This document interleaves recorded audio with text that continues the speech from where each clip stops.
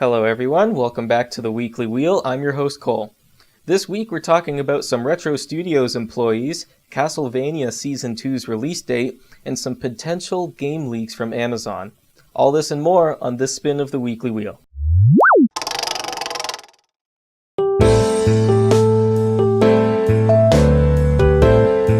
To start off, we have some potentially bad news about Retro Studios. Over the last few years, there have been some negative reviews of Retro Studios on employer review site Glassdoor. Retro Studios is most famous for developing the critically acclaimed Metroid Prime trilogy that, along with Metroid Fusion on the Game Boy Advance, breathed new life into one of Nintendo's most celebrated franchises during the early to late aughts.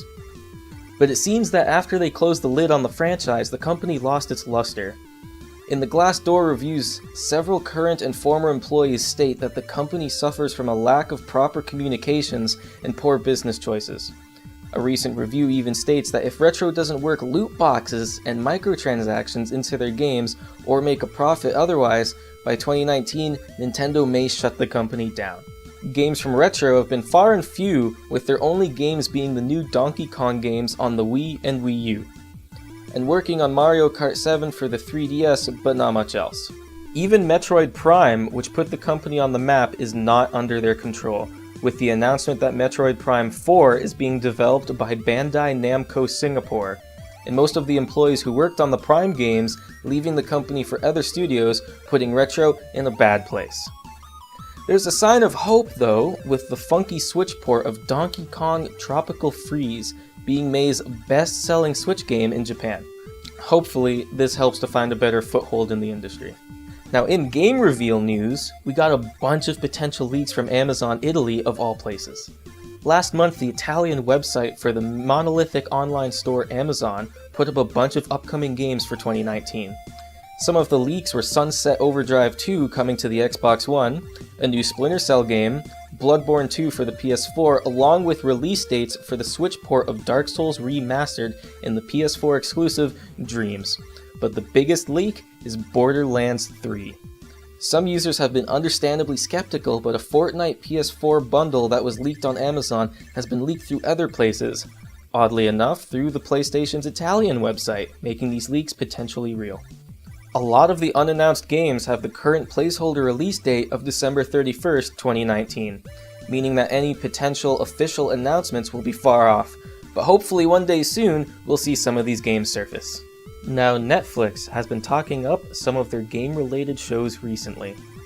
On the 5th of July, Castlevania's official Twitter announced that the second season of the Netflix series will air on the 26th of October this year.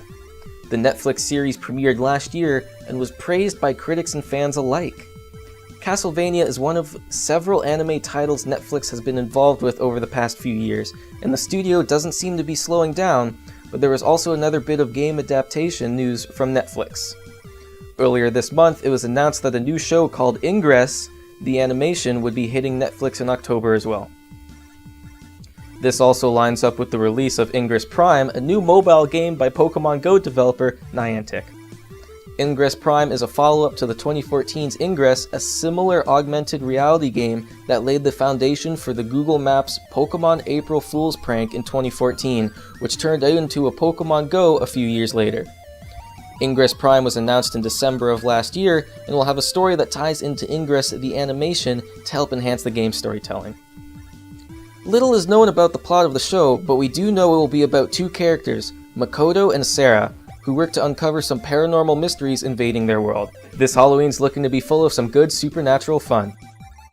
Speaking of monthly subscription services, Humble Monthly is a curated bundle of games sent to your inbox every month.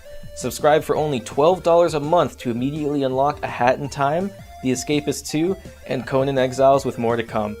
I personally recommend this bundle as I'll be getting it myself. Build the ultimate game library, every game is yours to keep, cancel at any time. Moving on, Steam users found some temporary insight into the store recently. Many parts of the entertainment industry are transparent when it comes to sales data, but not Steam evidently. The digital distribution monolith has always kept their sales data close to their chests, but two men set out to change that.